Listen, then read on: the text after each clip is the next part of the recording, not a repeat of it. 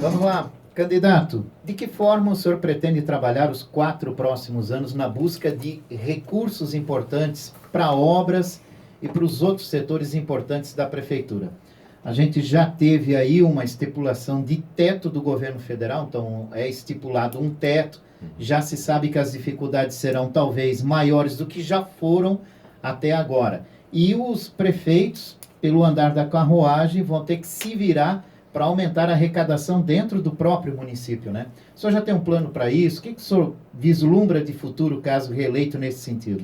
Jorge Gonçalves, em primeiro lugar, gestão da despesa, controle do custeio, lupa no desperdício, controle da máquina pública. Isso a gente começou a fazer no primeiro dia de governo, em 1º de janeiro de 2013. E, aliás, a Nereu noticiou com muita frequência, desde a transição de governo até o 1º dia de janeiro de 2013, quando tomamos posse, uma série de medidas que foram já antecipadas em relação à crise.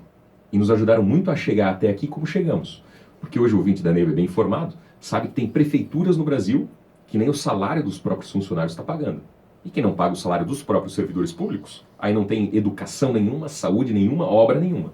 Aqui em Blumenau nós estamos, né, com salários em dia e tendo obras, ações, realizações, que obviamente não são todas que todos nós sonhamos, mas são muitas dentro desse contexto da economia. Isso se deve um pouco, ou em parte, à antecipação que nós tivemos estratégica.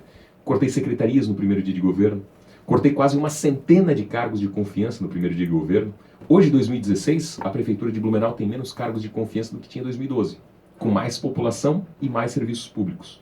Hoje, em 2016, a Prefeitura de Blumenau tem menos cargos de confiança do que tem em Itajaí, com população menor, por exemplo. E uma série de outras medidas foi sendo tomada. Licitação ao vivo, em tempo real, tudo isso dá mais competitividade, dá mais disputa. O Observatório Social tem acompanhado a maior parte das licitações, isso dá mais competitividade, dá mais disputa. As pessoas vencem com preços mais baixos, a prefeitura compra melhor, compra mais barato, tudo isso é economia.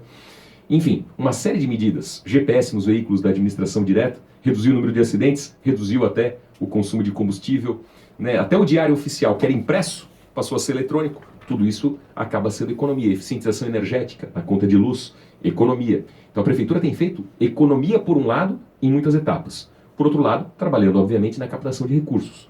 Nós temos hoje uma nova conjuntura política em relação ao governo federal, e eu penso que com essa nova conjuntura política junto ao governo federal, por exemplo, os 3 senadores da República, eles hoje estão alinhados, né, junto à nossa visão de governo. O senador Dalírio Beber, que é do PSDB, o senador Paulo Bauer, que é do PSDB, por exemplo, né, o senador Dário Berger, que é do PMDB, eles, os 3, né, 100% dos senadores catarinenses estão alinhados, né, enfim, com a nossa gestão, e isso pode nos abrir mais portas no governo federal, no trabalho da captação de recursos, das linhas de crédito, das operações financeiras, para que a gente possa ter a capacidade de realizar mais.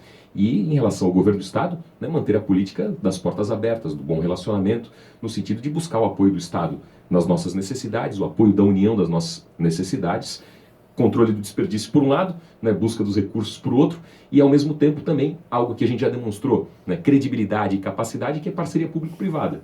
O exemplo do Eisenbahn Biergarten, estamos em tempo de outubro, é um exemplo disso. 12 milhões de reais de investimento sem nenhum centavo de dinheiro público. Parceria público-privada inteligente. Toda a Praça Hercílio Luz, em frente à Fundação Cultural, que estava abandonada, que era ponto de droga, que era ponto de um monte de coisa, hoje com a tapioca, revitalizada, enfim, transformada. Parceria público-privada. Então, com a experiência que a gente teve do primeiro governo, de credibilidade, de capacidade de realização em relação às parcerias público-privadas, esse é um caminho que eu quero traçar também com mais firmeza no segundo mandato. Candidato, nós estamos há quase 10 meses vivendo uma situação emergencial no transporte coletivo de Blumenau, que, por ser emergencial, não tem a qualidade que a população merece. O último reajuste da tarifa entrou em vigor alguns dias antes da caducidade do consórcio SIGA e foi feito com base nos valores pagos pelo consórcio, onde se exigia uma série de situações não cobradas da aviação piracicabana, como a segurança, a manutenção nos terminais, hoje prestados pela prefeitura. Não é injusto com os usuários pagar essa tarifa nesse valor e também com as antigas empresas, em especial a Verde Vale e a Rodovel? Bom, é preciso, em primeiro lugar, esclarecer um ponto. Porque às vezes se fala, né, de uma ou de outra empresa individualmente. Não tem cogitação, não tem nem como argumentar. Porque a relação jurídica da prefeitura era com uma empresa, uma pessoa jurídica, consórcio SIGA. Ou o consórcio prestava o serviço ou não prestava. Não se tem uma análise individual de Glória, Rodovel, Verde Vale. As três, em 2008, eu não era nem prefeito e nem vereador. Esse problema foi recebido pela cidade, como foi recebido por mim, e me cabe como gestor tomar as decisões que a cidade precisa para enfrentar e vencer os seus desafios. E foi isso que a gente fez. Então, em 2008, as três empresas se uniram em consórcio, ou seja, elas formaram uma pessoa jurídica. A relação jurídica, a relação contratual, a relação de contratação era entre Prefeitura de Blumenau e Consórcio Siga, e não com as empresas individualmente. Então, não tem como fazer essa análise individualizada, embora, individualmente, as três empresas tenham atrasado salários. As três empresas tenham atrasado o salário dos seus funcionários, e uma das paralisações, em um dos dias, inclusive, foi exclusiva, né, ou da Rodovel ou da Verde Vale. Né? As três empresas estavam com as suas pendências trabalhistas defasadas, e isso gerava paralisações. Tanto que na última greve, né, as três empresas estavam com salários atrasados, com 13º atrasado, que gerou a maior das greves e que acabou gerando, então, o rompimento do contrato. Então, esse é um aspecto. O segundo aspecto, o próprio Ministério Público já analisou essa questão, e qual é a resposta do Ministério Público a esse questionamento? Não é nenhuma resposta da Prefeitura, é uma resposta de lógica do próprio Ministério Público. Olha, não se pode exigir, num contrato emergencial, que é provisório, que é temporário e que vai acabar tão logo haja a nova licitação, e a gente está trabalhando para que isso aconteça o quanto antes, não se pode exigir num contrato emergencial as mesmas exigências, né, que se tinham de empresas que tinham 20, 30 anos de contrato. Para 20 e 30 anos de contrato tem cabimento algumas exigências.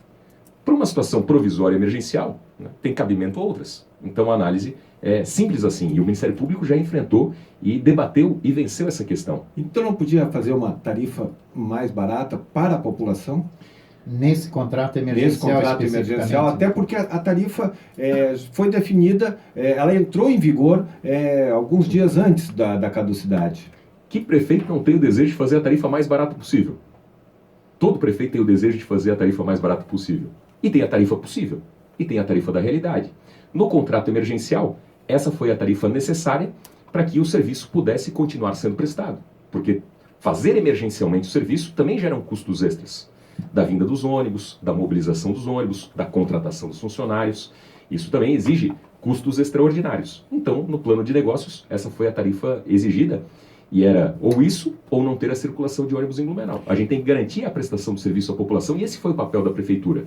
Mas, em tese, quando a Prefeitura definiu o valor da tarifa, o senhor mesmo disse que não estava definido a vinda da aviação Piracicabana, porque ela foi decidida, eu acho que, se eu não me engano, o senhor me corrige, é mais de 30 dias, com mais de 30 dias de antecedência, o valor da nova tarifa para entrar em vigor em janeiro. Sim, mas no contrato emergencial, né, no contrato que se fez, a exigência era a manutenção dessa tarifa, em virtude do plano de negócios, dos custos da empresa. Então a questão, né, de tarifa é uma questão de planilha de custos, e esse tema já foi analisado pelo Ministério Público, colocou com muita clareza. O raciocínio é simples. Quando se tem 20 ou 30 anos de contrato, se faz algumas exigências. E isso vai se diluindo no preço da passagem ao longo desse período de tempo. Para um contrato emergencial, para a necessidade de colocar 240 ônibus em Blumenau num curto período de tempo, né, e praticamente 190 vieram numa semana, né, isso também, né, exige investimento, tem que fazer o enfrentamento desse investimento. Então, a exigência da empresa foi aquela respectiva tarifa. Era aquilo ou não ter ônibus circulando em Blumenau. E eu tenho que defender o interesse público. O interesse público é ter ônibus passando para pegar os passageiros. E aproveitando essa questão também para deixar esse ponto bem claro. Né, o contrato foi rescindido com o consórcio, porque o contrato da Prefeitura era com o consórcio, não era individual com nenhuma das empresas. Então não se poderia fazer uma análise individual. Então essa é uma questão. Não daria para romper parcialmente ou pontualmente ou com uma das empresas. Por outro lado, as três tinham também as suas obrigações trabalhistas em defasagem. As três contribuíram para as paralisações recorrentes. A comunidade lembra disso que eu vou falar. E a Nereu cansou de noticiar. Não se sabia quando ia ter paralisação, não ter. Não se sabia quando ia ter salário para cobrador e motorista, quando não ia ter. Então, a nossa decisão, ela, por si só, ela já contribuiu em dois aspectos importantes. E já resolveu dois aspectos importantes. Hoje o motorista e cobrador tem salário, e a maioria absoluta foi recontratado, e com isso não tem mais paralisação. Hoje o ônibus passa, as pessoas saem de casa sabendo que o ônibus vai passar. Agora tem o segundo desafio, que aí é a questão da qualidade, né, e que obviamente nós vamos perseguir. Está na fase de análise do Tribunal de Contas. Voltando do Tribunal de Contas, a Prefeitura lança concorrência. Concorrência aberta, as empresas do Brasil podem participar, aquela que vencer tem uma exigência de, na largada, ter 40% de ônibus novo, 40% de ônibus zero. São 100 ônibus novos na largada. e até 3 anos para renovar a frota. E aí, né, outros detalhes que são importantes. Acessibilidade, controle por GPS para fiscalizar a linha, para fiscalizar o horário, ter aplicativo para facilitar a vida das pessoas. Então, para fechar, né, esse tema e deixar bem claro, a gente tinha um problema muito sério, que era das paralisações e deixar as pessoas na mão. E o problema social dos motoristas e cobradores. Isso tudo foi resolvido. Agora vem a etapa de vencer a questão do conforto, da qualidade, de novos ônibus, linhas e horários, que com a nova licitação vai acontecer. E ela já está no Tribunal de Contas, voltando ao Tribunal de Contas, lança a concorrência, empresas do Brasil disputam e a gente tem um novo sistema. Candidato, a sua administração permitiu em 2013 a venda da Glória para o José Eustáquio Urzeto, empresário de fora da cidade com histórico para lá de complicado, era só pesquisar na internet. Lá naquela época a prefeitura não devia ter sido mais incisiva com relação a essa negociação. Não foi um tanto negligente, não passou a mão na cabeça ignorando esse fato que acabou dando no que dando agora?